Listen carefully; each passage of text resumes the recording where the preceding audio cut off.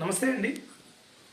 ఎవరైతే నిన్న central library దగ్గర ఆత్మహత్య చేసుకున్న గర్ల్ లేదా ఉమెన్ ఎవరైతే ఉన్నారో 23-24 ఇయర్స్ ఉంటాయి.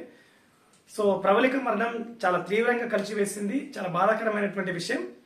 ఖచ్చితంగా ఇలాంటి సందర్భాన్ని అందరూ కూడా వ్యతిరేకించాలి. బాధ ఉంటుంది, 100% ఉంటుంది. అంతకంటే ఎక్కువ బాధ కూడా భవిష్యత్తులో రావచ్చు. దాన్ని ఫేస్ చేయడానికి కూడా మనం సిద్ధంగా ఉండాలి. అధికారము ఇక్కడ ఉన్నటువంటి ప్రభుత్వాలు శాశ్వతం కావు. నిరుద్యోగుల కోసం వచ్చే ప్రభుత్వాలు, నిరుద్యోగుల కోసమే ఆలోచించే ప్రభుత్వాలు కూడా రావచ్చు. ఎందుకంటే గొప్ప ఆపర్చునిటీస్. మీరు అనుకునే 50-60 వేల జీతం కాదు, 1,50,000-2 లక్షల జాబులు కూడా మీకు రావచ్చు భవిష్యత్తులో. ఇక్కడ మంచిగా ప్రభుత్వాలు పాలించి ప్రైవేట్ కంపెనీస్ మంచి అవకాశాలు కూడా కల్పించగలుగుతాయి. ఒక పురాణాల్లో ఒక సామెత ఉంటుంది, మహాభారతంలో. బతికితే భీష్ముడు లెక్క బతకాలి, చస్తే అభిమాన్యులు లెక్క చావాలి. భీష్ముడు దాదాపు 200 సంవత్సరాలు బతుకుతాడు. అభిమన్యుడు 13-14 ఇయర్స్కు చాలిస్తాడు. కానీ పోరాట యోధుడు. కొన్ని లక్షల మంది సైన్యాన్ని వేసుకుపోయి పోరాడుతూ అక్కడ యుద్ధంలో వీరమరణం పొందుతాడు తప్ప ఇట్లా ఒక విషయం కోసమో ఒక అంశం కోసమో భయపడి మరణించడం అనేది తప్పు. అది మీరు జాగ్రత్తగా ఆలోచించుకోండి. అట్లా చావాలనుకుంటే భూమి మీద అసలు మనిషి అనేవాడు ఉండడు. ఎందుకంటే సమస్య లేకుండా మనిషి ఉంటాడని నేను అనుకుంటలే. ఎంత మంచి మేధావికైనా, ఎంత మంచి డబ్బున్నటువంటి వ్యక్తికైనా, ఎంత మంచి అధికారం ఉన్నటువంటి వాళ్ళకైనా, ఎంత గొప్ప పేరు ఉన్నటువంటి వాళ్ళకైనా సమస్య అనేది కామన్. సమస్య నీకుంటుంది, నాకుంటుంది, అందరికి ఉంటుంది. సమస్య ఉంటే చచ్చిపోతే ఇక్కడ ఒక్కరు కూడా మిగలరు. సమస్య లేనటువంటి వాళ్ళు కాదు, లేరు ఇక్కడ. రెండవది, నీ కోసం నువ్వు బతకడం కాదు. మనిషి అంటే సంఘజీవి, సంఘం కోసం బతకాలి. నిన్ను కన్నా తల్లి కోసం బతకాలి, నిన్ను పెంచిన తండ్రి కోసం బతకాలి, నువ్వు కట్టుకున్న భార్య కోసం బతకాలి, నువ్వు కన్న పిల్లల కోసం బతకాలి. ఖచ్చితంగా ప్రతి మనిషికి చనిపోవాలనే ఆలోచన ఎవరికైనా వస్తుంది. నీకు నాకు కాదు, కాంపిటేటివ్ ఆస్పిరెంట్ అని కాదు. ఓ రైతుకో, ఒక కూలీకో, దినసరి కూలీకో, ఓ వ్యాపారవేత్తకో, ఓ సినీ నటుడికో, ఓ అసంఘటిత రంగంలో పనిచేసే కార్మికుడికో ఎవరికైనా చనిపోవాలనే ఆలోచన వస్తుంది ఏదో సందర్భంలో. కానీ దాన్ని ఓవర్కమ్ చేయగలగాలి. అదే మనిషి జీవితంలో మనిషి తీసుకునే ఒక అత్యద్భుతమైనటువంటి నిర్ణయం. ఎందుకనంటే రాత్రి ఉండేది 12 గంటలే, పగలు ఉండేది కూడా 12 గంటలే. సో ఇవాళ రాత్రి ఉంది అని అంటే ఖచ్చితంగా పగలు రాబోతుందని అర్థం. ఇవాళ పగలు ఉందంటే రేపు రాత్రి రాబోతుందని అర్థం. సో అదే రాత్రి పగలే శాశ్వతం కానప్పుడు కష్టం ఎట్లా శాశ్వతం అవుతుంది? సో మనిషి జీవితమే శాశ్వతం కానప్పుడు బాధ ఎట్లా శాశ్వతం అవుతుంది? ప్రతి బాధ వెనకాల సుఖం, ప్రతి కష్టం వెనకాల ఒక గొప్ప అవకాశం ఉంటుంది. సో నిజంగా కాంపిటేటివ్లో 36, 37, 38 వయసు వచ్చి కూడా లక్ష్యం కోసం పనిచేసే వాళ్ళు, అవకాశాలను ఉపయోగించుకుంటూ ముందుకు పోయే వాళ్ళు 100 మంది 1000 మంది ఉన్నారు. వాళ్ళని ఇన్స్పిరేషన్గా తీసుకోండి. వాళ్ళు మీరు చిన్న వయసు 23, 24 అనేది పెద్ద వయసేం కాదు. ఈ టీనేజ్ కొద్దిగా అటు ఇటుగా ఉన్నటువంటి వయసులో మీరు ఈ ఆలోచనలు చేయకండి. దయచేసి చేతులు జోడించి డువాడే ఛానల్ నుంచి మీ అందరికీ రిక్వెస్ట్.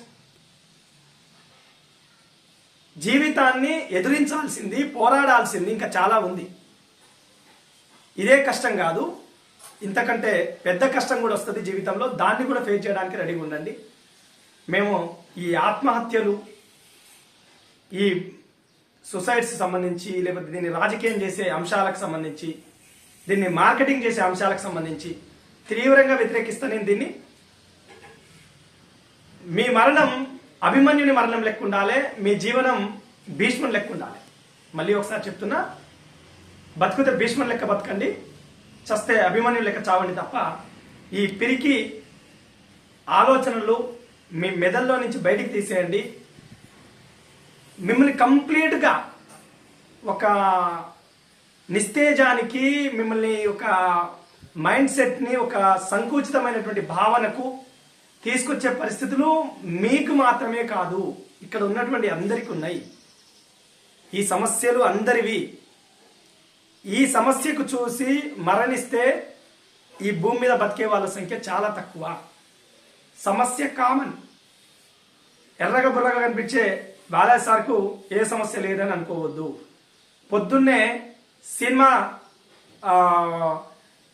సినిమాటిక్గా ఆలోచించి నటించి ఒక హీరోలకు హీరోయిన్లకు ఏం సమస్య లేదు అని అనుకోవద్దు.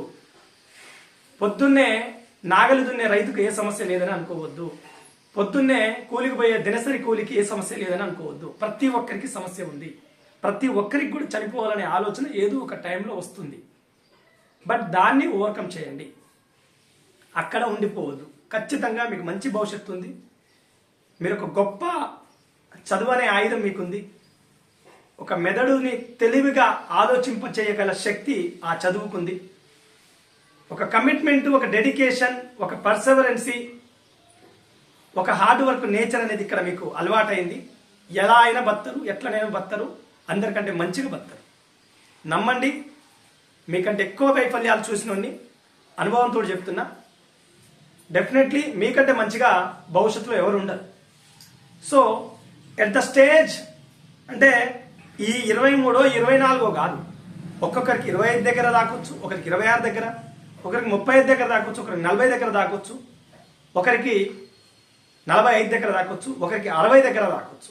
సాండర్స్ అంటోనికి 65 దగ్గర దాకింది. KFC చికెన్ పెట్టిన సాండర్స్. KFC చికెన్ పెట్టిన సాండర్స్ అనేక సార్లు వైఫల్యాలు చెందినవాడు. ఎన్నడో చచ్చిపోవాలి. ఎన్నోసార్లు, లక్షల సార్లు ఆలోచించినట్టు ఆత్మహత్య చేసుకోవాలని. ప్రతిసారి దాని నుంచి రియలైజ్ అయ్యాడు, బయటకు వచ్చిండు. సో బీ హోప్, ఆశతో ఉండండి. ఖచ్చితంగా నేను చెప్తున్నా, ఏదో రోజు మీకు బాలాజీ చిరవైనట్టు గుర్తొస్తాడు. నా మాటలు మీకు గుర్తొస్తాయి. మీరు మంచి స్థాయిలో ఉంటారు, మంచి గౌరవంతో బతారు. ఇవాళ ఈ కాంపిటేటివ్ ఫీల్డ్ని త్యజించి కట్టుబట్టలతో బయటకు వచ్చిన ఈ డెడికేషన్, కమిట్మెంట్, హార్డ్ వర్క్, ఈ పర్సెవరెన్స్ నేచర్ ఎవరైతే నేర్చుకుంటారో మీరు చాలా ఉన్నతమైనటువంటి స్థాయిలో ఉంటారు. ఇక్కడ ఈ చదువు, ఈ విధానం అనేది నేర్పుతుంది. ఓకేనా? ఆత్మహత్య అనేది పిరికి చర్య. నా మాట వినండి. మీకంటే 100 సార్లు ఆత్మహత్య చేసుకోవాలనే ఆలోచన నాకు కొన్ని 100 సార్లు వచ్చింది. నేను దాన్ని ఓవర్కమ్ చేయగలిగిన, నిలబడగలిగిన, కనీసం మార్కెట్లో ఇలా మీ ముందు ఉండగలిగిన. నేను మీకంటే చాలా సెన్సిటివ్ వ్యక్తిని. అసలు సొసైటీ అంటే చూసి భయపడే వ్యక్తిని. సో బీ హోప్, నా మాట వినండి. నాకున్న సెన్సిటివ్నెస్ మీ అందరికంటే ఎక్కువ. నేను అనుభవంతో చెప్తున్నా. ఎవరు కూడా పెరిగి ఆలోచనలు చేయకండి. మంచి కెరీర్ మీ అందరికీ, మంచి అవకాశాలు ఉన్నవి. ఒకప్పుడు ఇదే తెలంగాణలో దాదాపుగా 100కు పైచీలకు టీడీపీ స్థానాలు ఉండే. ఇలా టీడీపీ పార్టీ అనేదే లేదు తెలంగాణలో. అంటే ఇక్కడ ఉన్నటువంటి పార్టీలో, ఇక్కడ ఉన్నటువంటి ప్రభుత్వాలు శాశ్వతం కాదు. ఇక్కడ ఉన్నటువంటి సమస్యలు శాశ్వతం కాదు. మీకు మంచి అవకాశాలు వస్తాయి. ఖచ్చితంగా ఆశతో ఉండండి. ఏదో రోజు మీరే మళ్ళీ డువాడై ఛానల్కి వచ్చి కామెంట్ చేస్తారు, నేను మంచి స్థాయిలో ఉన్నాను. ఈ జాబ్ కొట్టడమో లేకపోతే ఈ ఉద్యోగం చేయడమో దేనికోసమో పుట్టాం మనం పుట్టింది ఈ ఉద్యోగము ఆ ఉద్యోగం చేస్తానికో. మనం ఒంటరిగా వస్తాం, ఒక్కడికి పోతాం. మన కోసం మనం బతకాలి. తర్వాత ఇంకోని కోసమైనా, జాబ్ అయినా, వ్యవస్థ అయినా, కుటుంబమైనా, ఇంకోని కోసమైనా. నీ కోసం నువ్వు ఖచ్చితంగా బతకాల్సిందే. నీ చేతుల్లో ఏం లేనప్పుడు, పరిస్థితులు నిన్ను వేధిస్తున్నప్పుడు, కాలం నిన్ను వెంబడిస్తున్నప్పుడు కొంతకాలం ఓపికతో ఉండు. దామెరగా ఉన్నప్పుడు దెబ్బలకు ఓర్చుకో. సమ్మెటగా మారగానే దెబ్బకు దెబ్బతి. Thank you so much. మరొక మంచి వీడియోలో కలిసే ప్రయత్నం చేస్తా. జై హింద్.